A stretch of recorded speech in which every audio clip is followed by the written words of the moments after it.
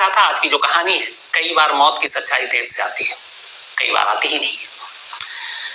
7 साल पुरानी बात है, बात 2015 की है, 7 years बैक, 19 अप्रैल 2015, चेन्नई, तमिलनाडु की राजधानी है, कैपिटल है, अच्छी जगह है।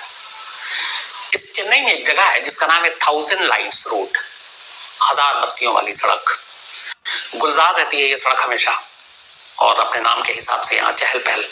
और ये जो इलाका है ये 1000 लाइट्स रोड, ये खासतौर पर अपने कपड़ों के लिए मशहूर है। यहाँ पे अलग अलग तमाम ब्रांड्स के कपड़े मिलते हैं और लोग कपड़ों की खरीदारी के लिए जाते हैं, तो एक शॉपिंग का बहुत बड़ा हब है यहाँ पर। तो इसी 1000 लाइट्स रोड पर 19 अप्रैल 2015 की शाम एक शख्स पैदल चल रहा है। पैदल चलते चलते वो अचानक ही बेहोश हो जाता है और सड़क पे गिर पड़ता है। कुछ लोग देखते हैं, करीब आते हैं, देखते बेहोश है। खैर, उसके बाद उसे हॉस्पिटल ले जाया जाता है, लेकिन थोड़ी देर के बाद उस शख्स की मौत हो जाती है। उस शख्स के बारे में फिर छानबीन की जाती है तो पता चला कि उसका नाम जो है जॉन फिलोमेनन, ये चेन्नई का ही रहने वाला जॉन, और ये उसकी मौत थी। अब डॉक्टर के पास ले गए थे, बाकी चीजें थी, तो यही हुआ जो एक निचोड़ निकला, एक नतीजा निकला कि जॉन को अचानक दिल का दौरा पड़ा और उसकी मौत हो गई। उसके बाद उसका अंतिम संस्कार हो गया, घर वालों ने भी सब्र कर लिया, बात आई गई हो गई। महीना बीत गया, 9 अप्रैल 2015 को जॉन की मौत हुई थी।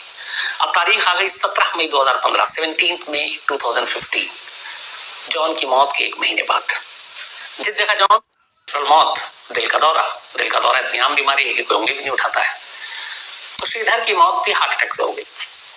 घर वालों ने सब्र कर लिया, अंतिम संस्कार कर दिया, बात आई गई हो गई। अब श्रीधर की मौत के 5 महीने बीत जाते हैं। 5 महीने के बाद अब तारीख आती है 10 अक्टूबर 2015, 10 अक्टूबर 2015, अप्रैल से सिलसिला शुरू हुआ। हेनरी नाम का एक शख्स इसी चेन्नई में एक जगह है मदिपक्कम, तो मदिपक्कम इलाके से गुजर रहा है, वो भी पैदल चल रहा है। चलते चलते वो अचानक सड़क पे गिर पड़ता है। अस्पताल ले जाते हैं लोग, अस्पताल में डॉक्टरों से भी मुर्दा करार देते हैं। बात वही कि औरतों को बीमारी थी नहीं, अचानक दिल का दौरा पड़ा और हेनरी की मौत हो गई। डॉक्टरों ने कहा, घर वालों ने सब्र किया, हेनरी की लिए अंतिम संस्कार हो गया। अब ये तीनों जो मौत हुई सड़क पे चलते हुए, इन तीनों में ऐसी कोई चीज नहीं थी जो पुलिस के भी कान खड़े करे। तीनों का जुरिसडिक्शन भी अलग था, फासले भी थे। पहली मौत से दूसरे मौत का फासला 90 किलोमीटर, दूसरी से तीसरी का करीब 60 किलोमीटर। तीनों का आपस में कोई रिश्ता नहीं, तीनों एक दूसरे को जानने वाले नहीं, कोई लिंक एस्टेब्लिश नहीं हो रहा है। तीनों अलग अलग पुलिस स्टेशन, पुलिस ने भी इतनी जहमत नहीं उठाई कि इन कड़ियों को जोड़े। और फिर ये लगा कि एक नॉर्मल सामान्य मौत है, सड़क पर चल रहा, अचानक दिल का दौरा पड़ा। डॉक्टरों ने भी कहा और लाश हवाले कर दिया घर वालों ने अंतिम संस्कार कर दिया। 3 मौत हो गई, किसी को भनक नहीं मिली, परिवार ने भी सब्र कर लिया और ये मौत एकदम खामोशी के साथ। 2 साल बीतते हैं, 2017, 9 जनवरी। अब शहर बदल गया है, चेन्नई से दिल्ली। दिल्ली के सदर बाजार एशिया का सबसे बड़ा होलसेल मार्केट है, सस्ता मिलता है वहां सामान। सदर बाजार में एक शख्स रवि कुमार जिसका नाम, वो चल रहा है। अचानक चलते चलते उसके गर्दन पे कुछ चुभता है, वो भी गिर जाता है, बाद में उसकी भी मौत हो जाती है। चेन्नई के इन 3 मौत के 2 साल के बाद की दिल्ली की कहानी है, तो दिल्ली की कहानी को हम साइड में रखते हैं। तो चेन्नई में 3 मौत हो चुकी, अप्रैल से शुरू हुआ और अक्टूबर 2015 तक। अक्टूबर 2015, अप्रैल 2015 में पहला हुआ, दिन मई में दूसरा और अक्टूबर में तीसरा। तीनों को लेके कोई शोर शराबा नहीं, पुलिस को भी कोई उलझन नहीं, पुलिस को भी कोई शक नहीं। अब इन मौत को भुला दिया गया तीनों को। तीनों के घर वाले भी अपना सब्र करके बैठ गए कि ऊपर वाले की मर्जी, तीनों की मौत हो गई। तीनों के परिवार यही सोच रहे हैं। इस दौरान में अब 1 साल बीत जाता है, अप्रैल 2016 का महीना आ जाता है। 4 अप्रैल 2016 को चेन्नई के ही इंजमबक्कम इलाके में रहने वाले एक बिजनेसमैन जो करोड़पति, वो इलाके के पुलिस स्टेशन में पहुंचते हैं। 4 अप्रैल 2016, करीब 41 साल उनकी उम्र थी। उन बिजनेसमैन की नाम था स्टीफन, रियल एस्टेट का बिजनेस था इनका, करोड़ों की प्रॉपर्टी थी। अब एक बड़े आदमी बिजनेसमैन का मामला चोरी का, पुलिस भी फौरन हरकत में आती है, पुलिस एफआईआर लिखती है, तफ्तीश शुरू होती है, पुलिस जांच करती है, सबसे पहले घर के आसपास के सीसीटीवी फुटेज को खंगालती है और सीसीटीवी फुटेज से चोर तक पुलिस बहुत आसानी से पहुंच जाती है। इस एरिया में लगे सीसीटीवी फुटेज में पुलिस को 3 ऐसे संदिग्ध चेहरे दिखाई देते हैं जिनको देखकर जो स्टीफन बिजनेसमैन है वो भी पहचान जाते हैं और कहते हैं कि हाँ, और जिस वक्त चोरी हुई उसी वक्त की तस्वीरें थी। अब पुलिस इन तीनों को उठा लेती है। इन तीनों में से 2 तो वो था जो स्टीफन का पुराना ड्राइवर था, एक बालाजी और दूसरा गुरग आनंदम, और तीसरा था सतीश। अब जो बालाजी और गुरग आनंदम ये दोनों स्टीफन के पुराने ड्राइवर थे।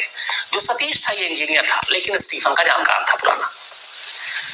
अब इन तीनों को जब चोरी के बाद कबूल की, इसके बाद पुलिस इनके घर पे दबिश डालती है, लेकिन जब दबिश डालती है तो बाकी दोनों ड्राइवर के घर से तो कुछ नहीं मिलता, लेकिन इंजीनियर सतीश के घर से इन चोरी के माल के साथ साथ 2 ऐसी चीजें बरामद होती हैं जिससे पुलिस चौंक उठती है।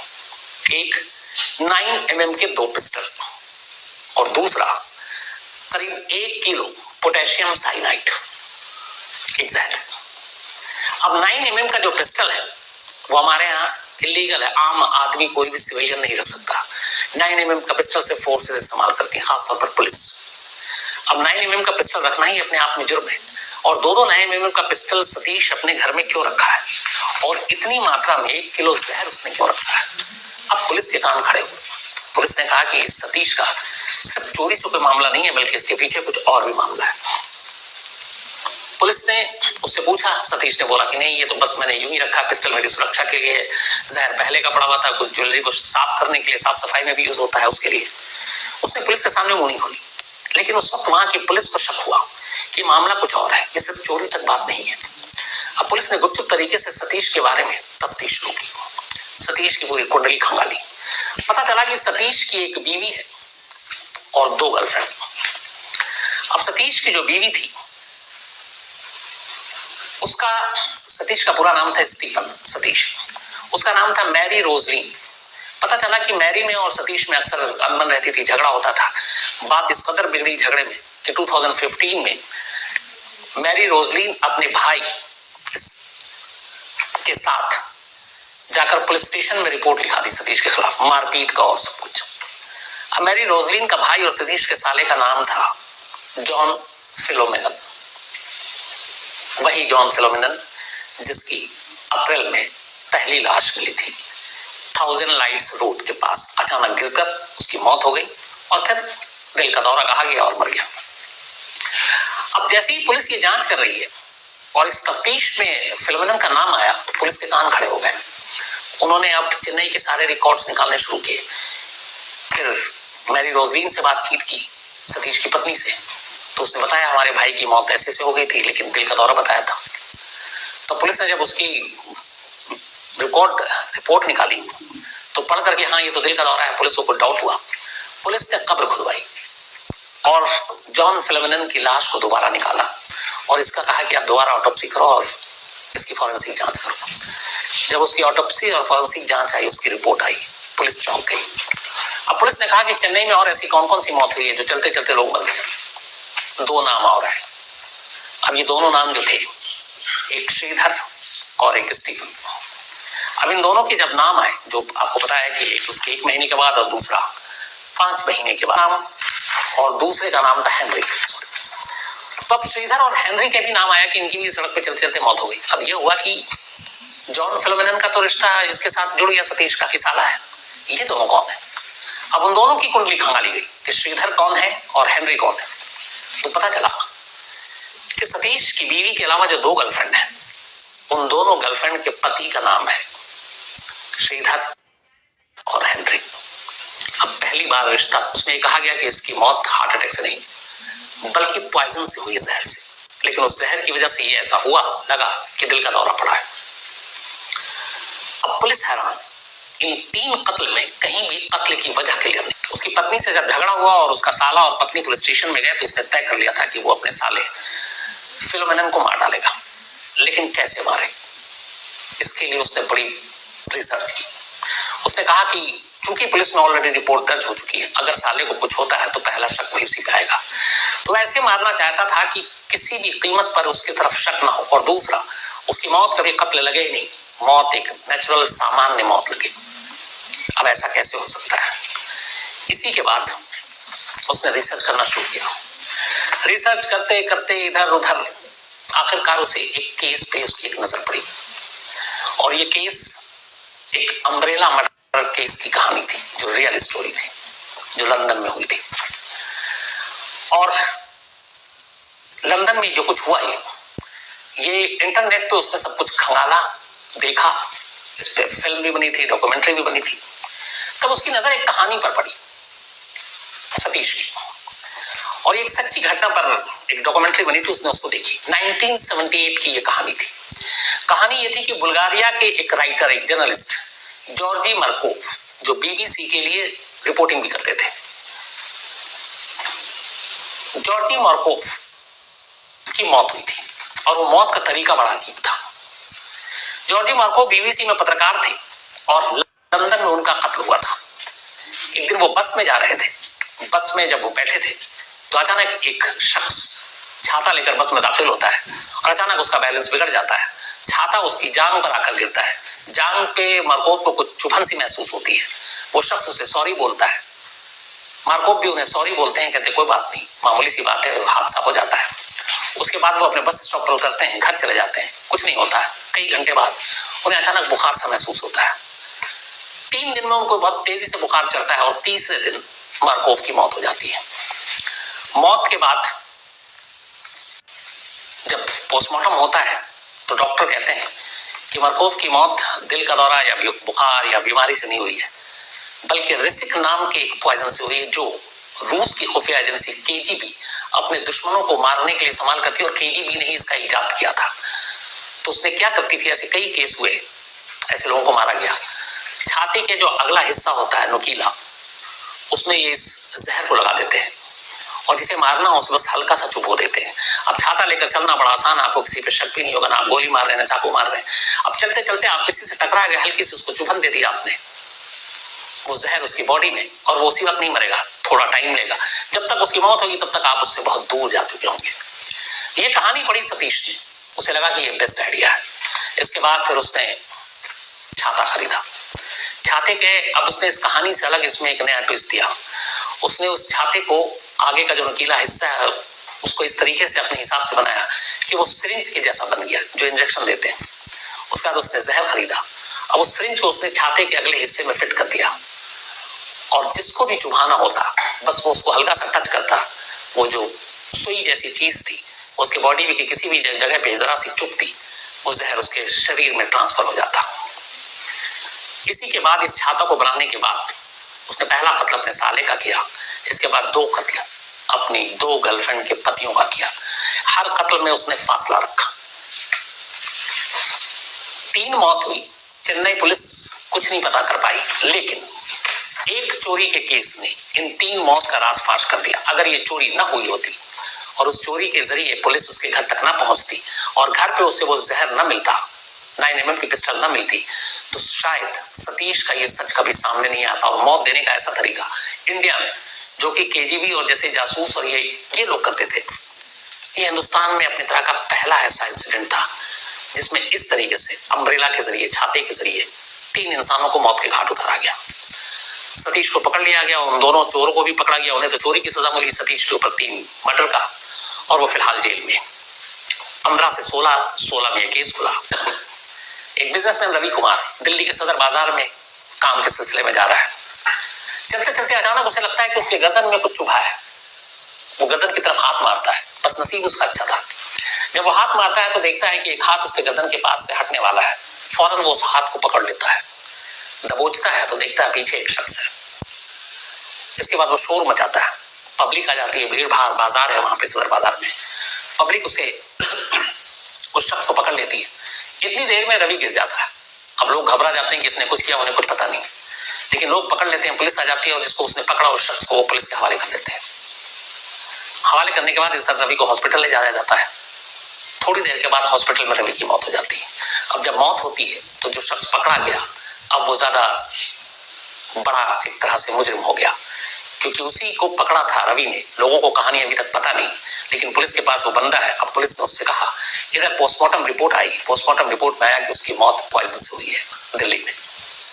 उसे पूछा तो प्रेम ने कहा कि हाँ मैं फिजियोथेरेपिस्ट हूँ। तो उसने कहा तुमने क्यों मारा रवि को? उसने कहा मेरी रवि से कोई दुश्मनी नहीं है, मैं रवि जो उसकी पत्नी है उसका पड़ोसी हूँ, इन दोनों के पड़ोस में रहता हूँ, लेकिन मेरी कोई दुश्मनी नहीं है।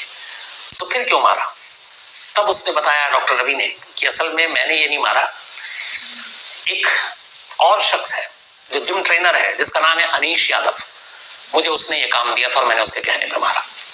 अब पुलिस अनीश यादव को उठाती है, जिम ट्रेनर को, पूछती है कि भाई तुमने इसको जहर देके इससे क्यों मरवाया, फिजियोथेरेपिस्ट से। तब वो कहानी सुनाता है। पता चला कि जिस रवि कुमार को इन लोगों ने मारा उसकी इस फिजियोथेरेपिस्ट से कोई दुश्मनी नहीं थी, अनीश की थी।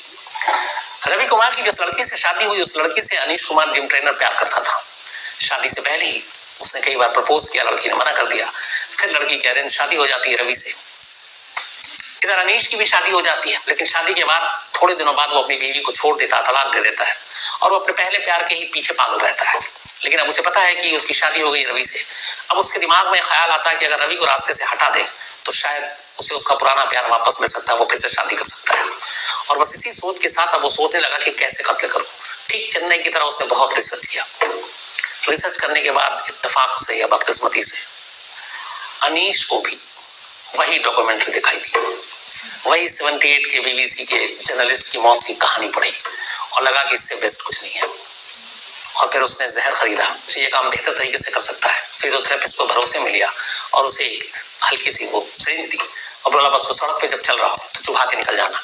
गलती उससे ये हुई कि जब उसने चुभाया तो ऐसी जगह पे चुभाया कि उसका हाथ अचानक, इत्तफाकन आदमी को जब कहीं दर्द या चोट लगती है तो अचानक हाथ उसी तरफ जाता है, लेकिन उस हाथ वो उसकी उस दर्द और चोट की तरफ उसने फेंका था, लेकिन गलती से कातिल का हाथ उसके हाथ में आ गया और वो पकड़ा गया। अगर वो न पकड़ा जाता तो शायद रवि की मौत के दिल का दौरा बताकर केस बंद हो जाता, लेकिन वो रंगे हाथों पकड़ा गया, इसलिए केस खुल गया।